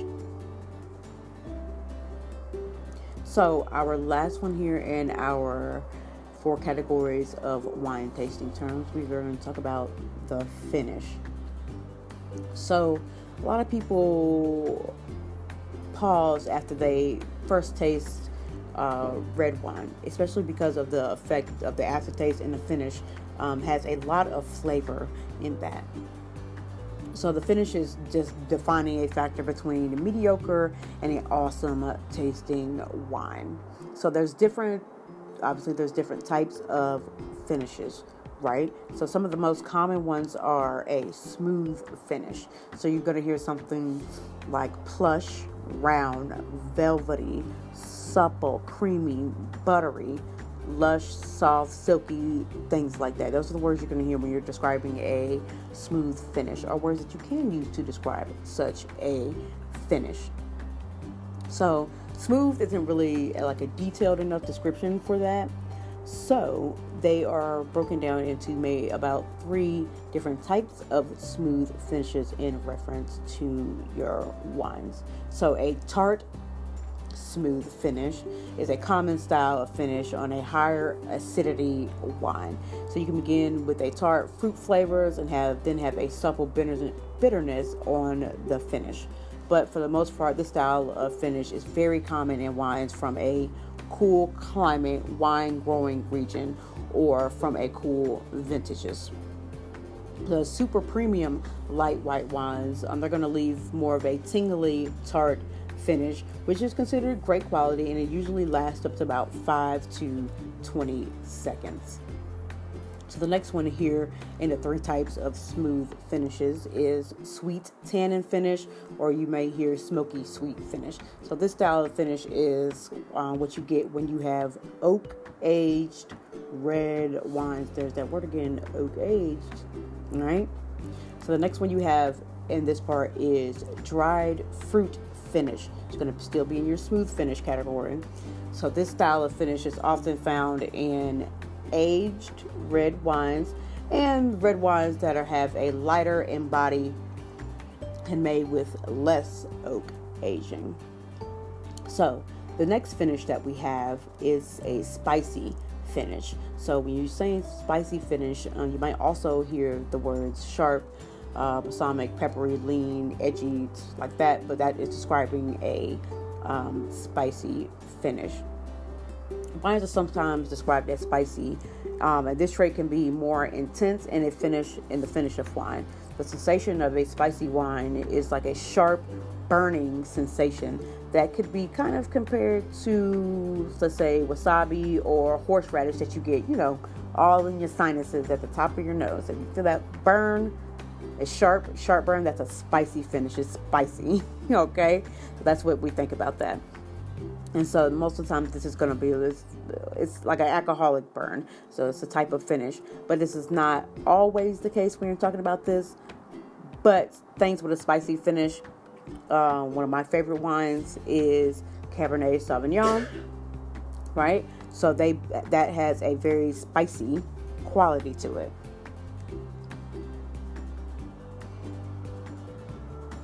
So the next one here is a bitter finish. So bitterness is usually in red wines, and that is from the tannins, and bitterness in white wines. This is called phenolic bitterness. So bitterness is more like an astringent feeling that has a sensation of the scraping kind of inside your mouth. So we know that this sensation in red wines is because of the interaction between proteins and the saliva and a type of tannin called condensed tannin that will build up on your palate over time as you continue tasting your different types of wine, different qualities of wine, and things like that. So a bitterness on the finish sometimes is unpopular, but can actually be pretty amazing if this is what you're into, especially if you are doing some wine pairing with some rich and fatty foods. So when you're describing this finish, bitter, so when you're talking about red wine terms and that goes with bitter, you might hear chewy, firm, dried herbs, harsh, grippy, angular, coarse, or dense. Those are the words that you're going to hear. And then for bitter white wines, you're going to hear almond, chalk, green mango, bitter almond, green almond, words like that. Okay? So thank you so much for joining us today for our Wind Down Wednesday. And again, make sure you find me on social media. You can find me on Twitter at Society Complex 1. You can find me on Facebook at Society Complex. And you can also find me on Instagram at Society_Complex. And you are definitely also welcome to shoot me an email at societycomplex10@gmail.com. And don't forget that if you can tell me what the words OH means, and you can tell me what tannin means, and you must tell me the episode that I said those definitions in. It might, like I said, it might be 1, it might be 2, it might be 3. You at least got to give me one that those were used in. Okay, so make sure you tweet me about that at Society Complex 1, because if you could tell me what those mean, the first 3 people, I would have something very, very special to send out to you. So thanks for listening, guys, and I will see you next Wednesday for Wind Down Wednesday.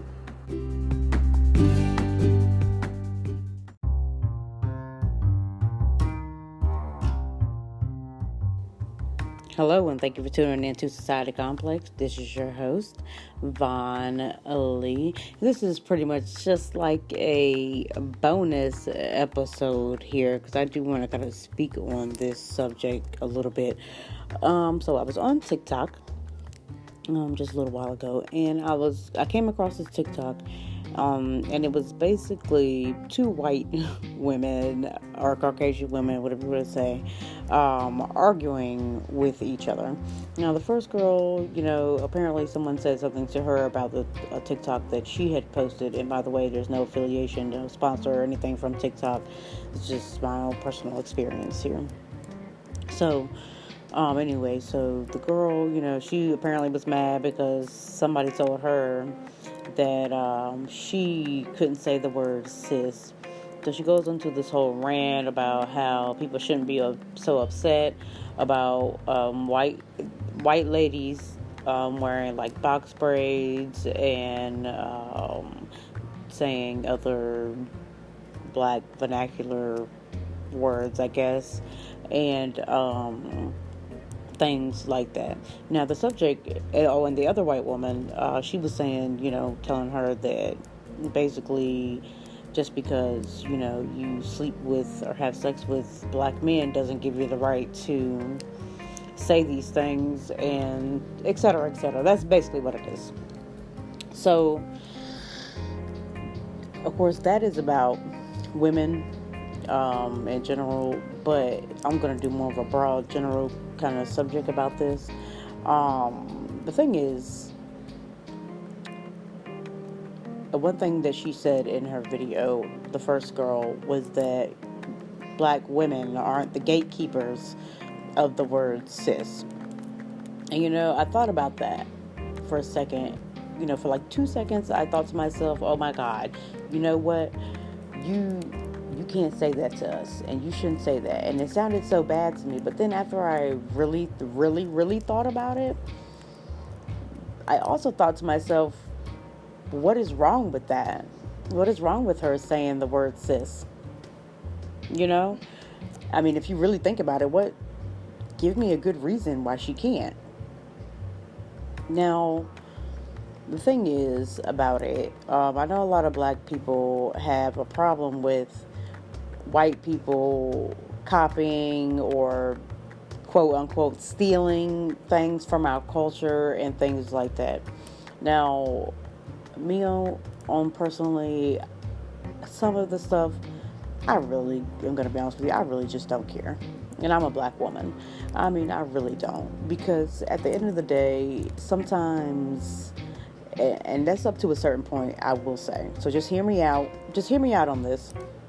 Up to a certain point, I really don't care. Because I think sometimes we get it confused a little bit. Not all the time. Sometimes we get it perfectly right. But sometimes we do get a little confused here. Because there's a difference between someone doing the same thing, I guess you want to call it, as we are doing. So we want to say like getting weave or wearing wigs or having locks, or using some of the terms that we use, even down to some people, talk about the way we dress and the way they dress, like say they steal it from us and things like that. And I want to know, how is that stealing if they're not doing it in a way that's saying, we're going to take this from you and we're going to make it better because when you were doing it, it's not the same, so we're going to make it better. If they're not doing that, then tell me what is the harm in that. Because to me, if I'm doing something and somebody, I don't care what race, culture, gender, sex, whatever, if they're going to take something I did and they're going to do it, and they show me my respect and they give me my props, they give me my flowers, then I don't see what the problem is right there. Like, what is the problem with that? Now, I will say this: once you get to a point where you feel like you're gonna copy us or copy anybody, it's just for anybody, really. I don't know if it's black, white, I don't really care which way it goes. If you're gonna take something from someone and copy it and try to make it like you just found it, or you just discovered this and you have made it into this thing, or you've made it better, then obviously that's a problem. But some of this other little petty stuff, I think we have bigger things to worry about than that. I really do. I think the world, the nation as a whole right now, has other things to worry about other than that. And yes, I know some of you are going to say, well, the small things add up to the big things, yada, yada, yada. Yes, I know that. But what I'm saying is, sometimes we have to know the difference between those things. You know what I mean? And especially, I'm not going to say anything to anybody about anything, especially if it's not involving no money, a reputation, or something like that. Because at the end of the day, I'm not worried about some white girl here that has some box braids. I mean, if she look good in the box braids, girl, do you have a nice day. But like I said, it's all in how you do things. Because then you do have certain people that will come out and they'll say, well, this is why black men like white women, because we do it better, etc., etc. And see, that's where the problem comes in. But if that's not going on, then you can't pick on everything about everybody. Because if that's the case, then black people have stolen some things from white people. If that's the case, I'm just saying, if you weren't born with blonde hair, but you put on a blonde wig, and you want to be, I'm not talking about golden blonde, I'm talking about blonde. If that's what you want to do, then you think about that. Where did that come from? Unless you were born with it. I'm not talking about the people that were born with it. That's, I'm just saying, or we get blue contacts in our eyes. And that's not to say black people don't have blue eyes, because there are some. I'm talking about when you put them in and you are we straightening our hair out and things like that? Is that the same thing as what they're doing? Because that's some, that's just being honest. You see a lot of young white ladies with their hair nice and straight and things like that. That's their things. Some of them, not all of it, not everybody. So is that the same thing? Because if that's the case, I'm just saying, just think about that. Hear me out. Think about it. Because like I said, I know, and this is going to be hard for a lot of people to hear, but there, some things like that, we just don't own them. We don't. And this goes for anybody, any race. Certain things, like I said, yes, they do come with our culture. But as far as words, phrases, hairstyles, I'm sorry, that's my culture is better than that. And I think we're worth more than that. I think we're worth more than a hairstyle. We are worth more than the words we say. We are worth more than our fashion. Like I said, and that goes for any race, anybody. You are worth more than those things. So I'm not going to fight someone over those things. No, I'm not. I'm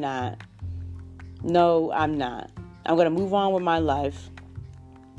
And I'm going to get it how I get it. I'm going to move on. Because at the end of the day, I cannot sit here, and we cannot sit here and fight all those battles. We need to fight the battles that matter. We need to fight for justice. We need to, we need to be on a more political front than anything. I'm talking about right down to policemen, congresswomen, congressmen, representatives for our states, our communities, governors, mayors, sitting on these committees, organizing and things like that. And don't get me wrong, there's nothing wrong with, marching and protesting and things like that. I'm not saying there's anything wrong with that. But what I'm saying is, when we put a committee together, and this go for anybody, not just black people, this go for anybody. I don't care if you're in a poor white neighborhood and you feel like, the government is missing poor white people. The thing is, you need to put something together so where you can go and talk to who you need to talk to about what needs to be done. I'm talking about putting committees together, a committee, a group of people together to go and do those things. Like I said, so I'm not worried about I'm not worried about if a white man or a white woman has locks. I'm not worried about if a black person has blue eyes, blonde hair, wigs, whatever. I'm not worried about if the white lady at the hair salon is putting in tracks or putting in fake hair on some white lady's head. I'm not concerned about that. I'm really not, because that right there, that doesn't have anything to do with these police killings. That doesn't have anything to do with mental health in the black community. That doesn't have anything to do with that. I'm sorry, it doesn't. And we need to worry. You know what we need to worry about? What we have going on, what we are doing. We need to worry about how we're going to keep each other out of jail, how we're going to stop breaking up families, how we're going to stop downing each other. That goes for black people, that goes for anybody, that goes for women to women, always downing each other, talking about each other. That goes for black people talking about each other, for white people talking about each other. That goes for everybody. That's what you need to be worried about. You need to worry about how are we going to come together to fight what's really going on in the world right now. I mean, we're dealing with a whole pandemic, and y'all on TikTok talking about how a white girl can't say sis. What kind of sense does that make? What kind of sense does that make? I mean, right now, we got a lot of other things going on. We need to be worried about whether we feel comfortable taking off all these masks in all these different states. Are we there yet? Even with the COVID vaccines? Are we there? That's what we need to be worried about. We need to be worried about all these voter suppression laws coming out. And some of them is not just towards black people. That's towards poor people. I'm just saying, if you want to get real about it, that's what we need to be worried about. I'm not going to do it. I'm not going to worry about some white man or white woman next to me they're wearing a pair of Jordans or Kobe's or whatever you want to call it, LeBrons, whatever. Who cares? It's a shoe. It's a hairstyle. Who cares? Move on. Let's fight another fight. Let's fight another fight. Because you know what it does sometimes? Like I told you at the beginning of this podcast, when I was talking about the TikToks, it really also made me think about something else. It made me think about the fact that I also feel, as a black woman or black person in general, person of color, I felt pressured to be upset about that. And I know a lot of you might not understand that right now, but I really would take a few minutes to think about it, or, whatever you got to do. I know that sounds crazy, but if you also really just think about it legitimately, also when we do things like this, it makes other people feel pressure to feel that. You get what I'm saying? Like, it makes you feel pressure to not like it, because that's what your community is putting out, that these are things that you shouldn't like. But I caution everyone against those kind of things, because number one, like I've said plenty of times here on Society Complex, I encourage everyone to think for themselves. I don't care what color you are, I don't care what gender you are, I don't care what sex you are, I don't care what culture you are, I don't care where you came from, I don't care if you're rich, you're poor. I really don't care. I don't care if you got one follower on all your social medias. I don't care if you're living on the street, sleeping on the park bench.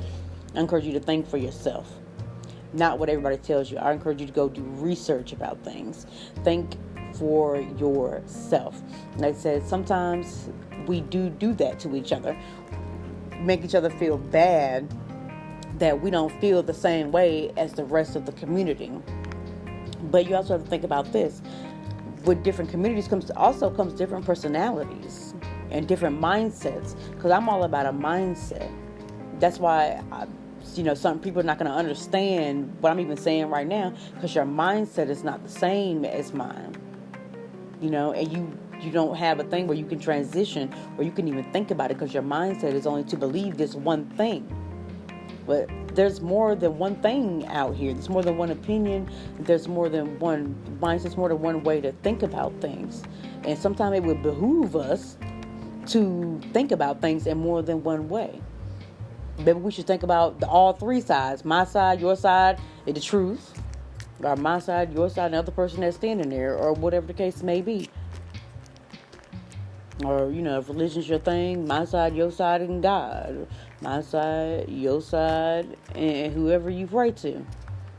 Or meditate to, or talk to, whatever the case may be. I don't know. Some of y'all might talk to yourself in the mirror. I don't know. But I'm just saying, sometimes you got to think about something other than how you feel. Maybe the key to these type of things is actually thinking about how the other person might feel. And have you ever thought about maybe sometimes that some people just don't understand certain things? And while we're showing hate, and while we're showing anger and yelling and screaming and burning things down or arguing back and forth, have you ever thought to maybe educate that other person in the argument or the debate that you're having? Have you ever thought about that? Maybe just trying to educate them on what's going on in your mind. Because there's no reason to think that, number one, that everybody is going to agree on everything. Because it can't happen. I mean, for heaven's sake, they don't even agree in politics. I mean, Jesus Christ, they couldn't even figure out whether they're going to take the mask, drop the mask. 6 feet, no 6 feet. They don't even know what they would do. No. So, I'm just saying, have you ever thought about that? I'm just saying, the next time you want to get into an argument or debate about something on social media or something, maybe you should think about that.